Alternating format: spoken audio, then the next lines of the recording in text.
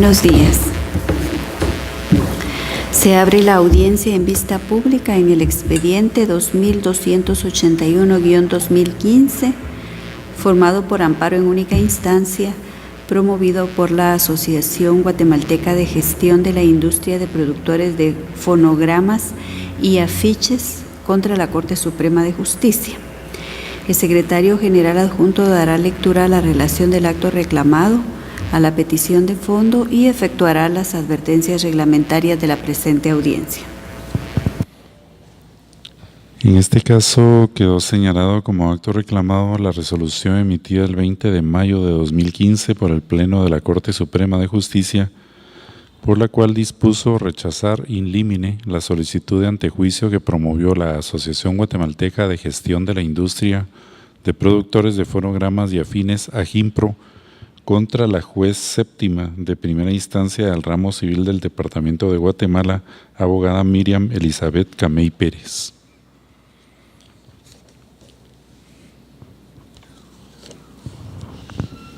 La entidad accionante, con base en los argumentos de hecho y de derecho que quedaron contenidos en el escrito inicial de la acción,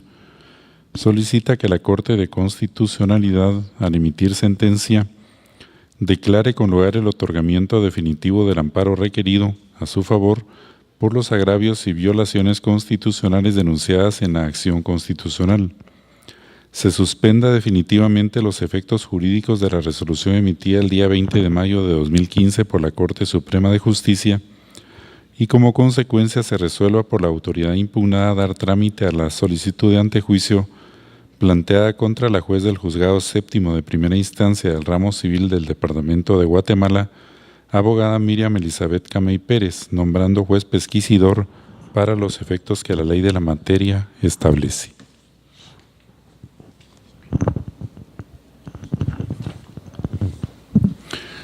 Las partes que intervienen en esta audiencia, al hacer uso de la palabra, deberán dirigirse directamente al tribunal,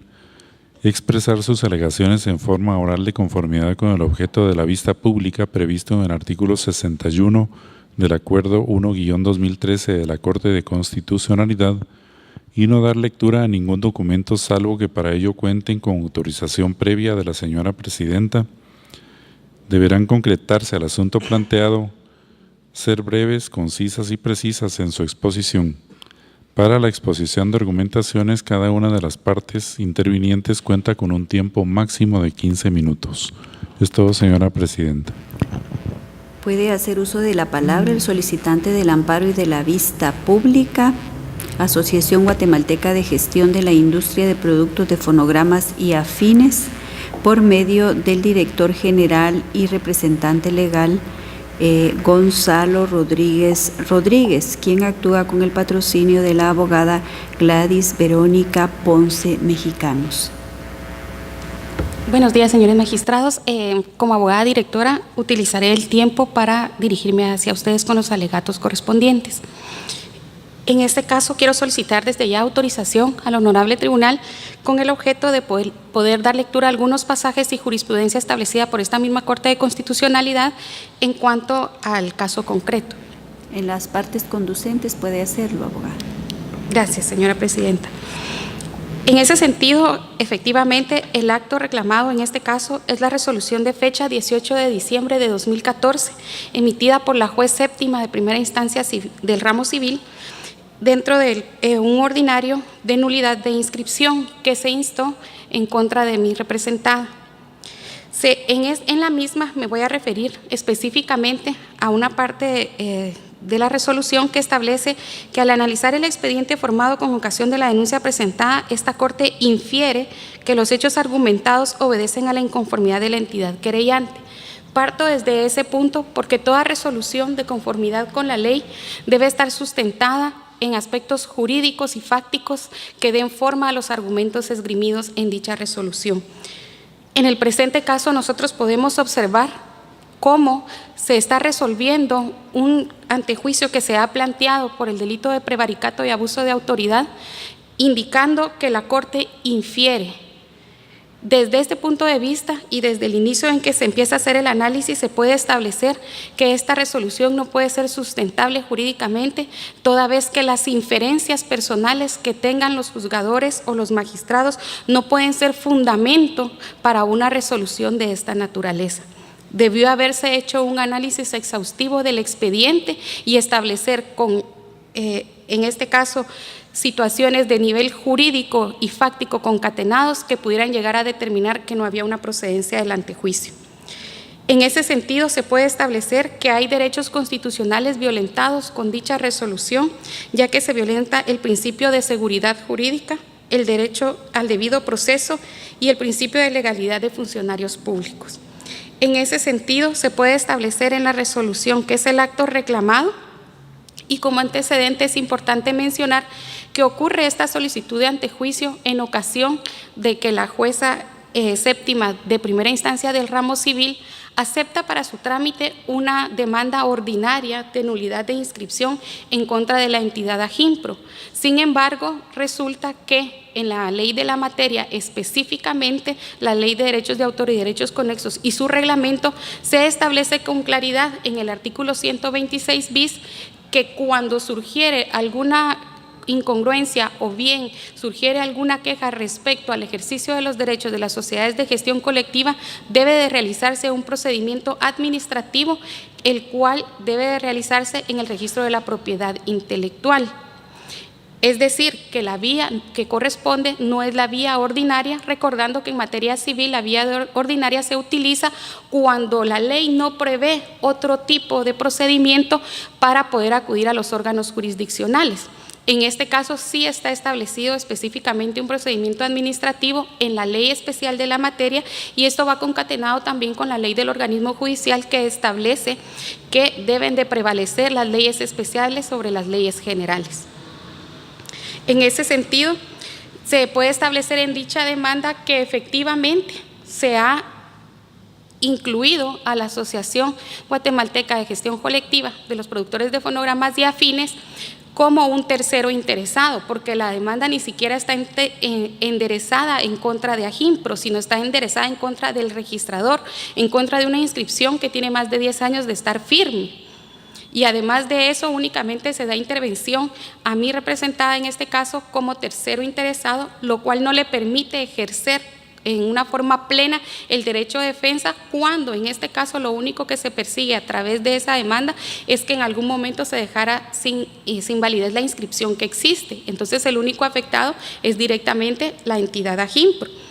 En este caso, cuando se dicta la resolución por la señora jueza séptima,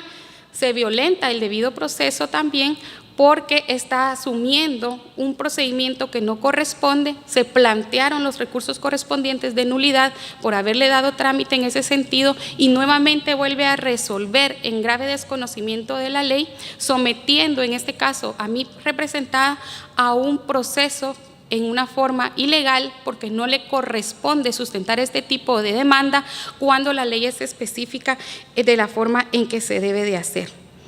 Asimismo, se plantea la señora jueza en su momento como una medida precautoria la suspensión de la sociedad,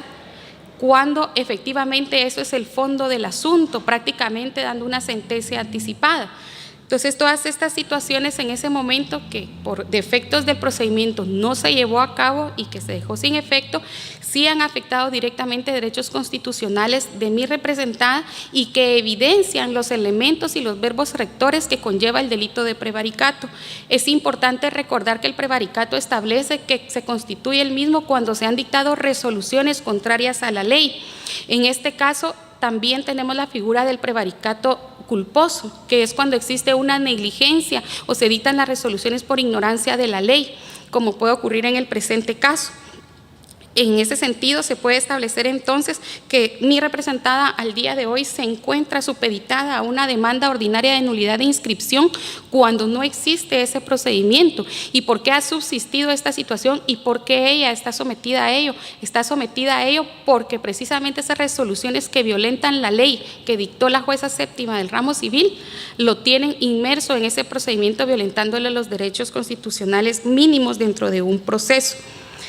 En ese sentido, al referirse al principio de seguridad jurídica que establece el artículo 2 de la Constitución y el artículo 34 de la Constitución, se puede establecer con claridad, por un lado, que específicamente la seguridad jurídica establece y conlleva a que todas las partes sepan que existe un procedimiento y no puedan ser sometidas a aquellos procesos que no corresponde legalmente, porque esto entonces altera esa seguridad jurídica. Cuando yo actúo como entidad o como persona jurídica, yo sé lo que yo puedo hacer y lo que no puedo hacer porque la ley es clara en eso. Pero ¿qué sucede cuando un órgano jurisdiccional a mí me somete a un proceso que no está arreglado en ley, porque hay otro procedimiento específico en la ley que dice cuál es la forma en que se debe de sustentar? También esto violenta, la resolución que ha hecho es la violación al artículo 34, que es el derecho de asociación, porque la Constitución establece ese como uno de los principios sagrados de asociarse de las personas que tengan intereses comunes. Y en este caso, al someter precisamente un ordinario de nulidad de inscripción de además una entidad que tiene más de 10 años de estar vigente dentro del país y de ejercer sus funciones, está restringiendo esa posibilidad de asociarse porque no es el procedimiento adecuado para ello. En ese sentido, la Corte de Constitucionalidad, en la sentencia del expediente 416-2015, se puede establecer, y voy a leer la parte conducente, dice: los principios anteriores guardan estrecha e íntima relación toda vez que la seguridad implica la certeza jurídica para el ciudadano conforme a la aplicación que se haga de las leyes por parte del Estado, fundamentándose para ello en la coherencia y la inteligibilidad de las normas, encontrándose impedido el Estado de incurrir en contradicciones por parte de los órganos que lo componen, ya sea parte intrínseca de él o que poseen atribuciones expresas. Asimismo, establece que la ley suprema y las leyes ordinarias y quienes al desconocer e invadir esferas constitucionales y administrativas que no les corresponden, convierten a la pretendida norma a aplicar en contraderecho. Esto se refiere específicamente a la seguridad jurídica y es ahí donde precisamente se da la violación a la norma constitucional, al debido proceso establecido en la Ley de Derechos de Autor y Derechos Conexos y su reglamento, y es donde se observa con claridad que efectivamente las resoluciones dictadas por la señora jueza séptima adolecen de ser contrarias a la ley. Asimismo, en cuanto al derecho del debido proceso y el artículo 154 de la Constitución, que establece en el caso del debido proceso el artículo 12, que indica que nadie podrá ser privado de la libertad ni condenado sin antes haber sido citado, oído y vencido dentro de un proceso legal que sea competente. Y en este caso mi representada está siendo sometida a una demanda ordinaria con una juzgadora que no es competente para ello, y pese a que se han planteado incluso los recursos, ha insistido en otras resoluciones que también son ilegales porque van en contra de la ley. Y eso se puede establecer a través específicamente del expediente que ha sido parte de la prueba que se aportó en su momento procesal. Y en este caso, pues definitivamente también existe la jurisprudencia, en este caso en la sentencia de fecha de número de expediente 491-2000,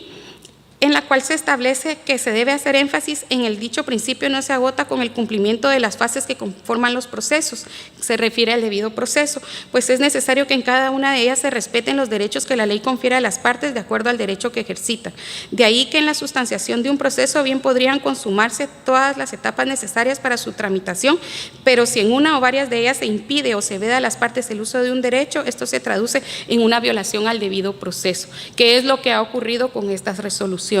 que ha dictado la señora jueza. Cuando nosotros analizamos la resolución de fecha de 8 de diciembre, en este caso propiamente 18 de diciembre de 2014, dictada por la Corte Suprema de Justicia, podemos establecer que ellos en ningún momento hicieron ese análisis. Única y exclusivamente se concretan a decir que ellos infieren, porque es la palabra que ellos utilizan,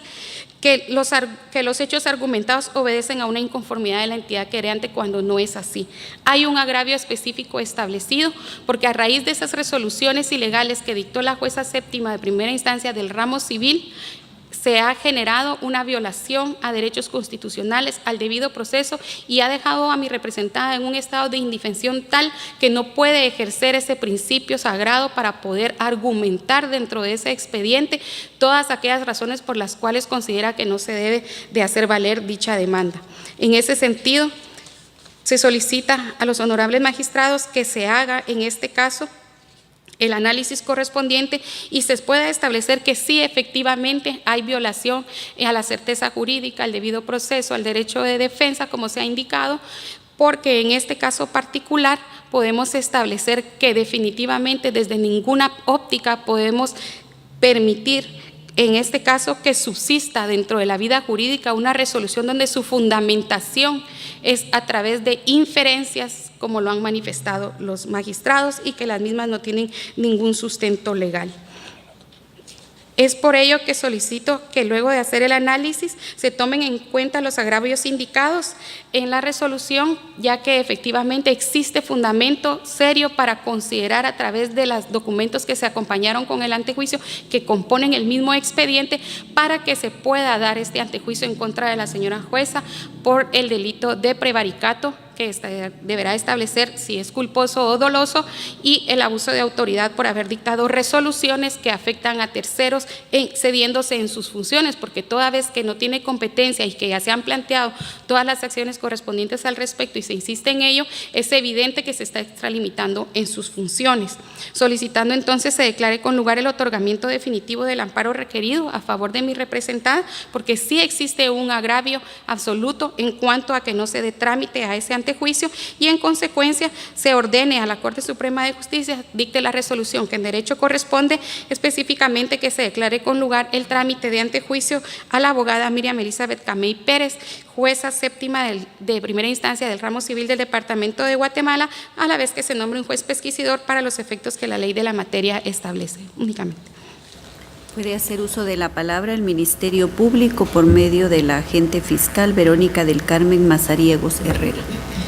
Muchas gracias, señora presidenta, señores magistrados, demás partes procesales, personas aquí presentes, muy buenos días. El Ministerio Público, al evacuar la presente vista pública como tercero interesado, es del criterio que la resolución de fecha 20 de mayo del 2015, dictada por la Corte Suprema de Justicia, se encuentra ajustada a derecho, toda vez que la parte amparista reclama que la funcionaria en contra de quien se solicita el antejuicio no tenía competencia para conocer la demanda promovida.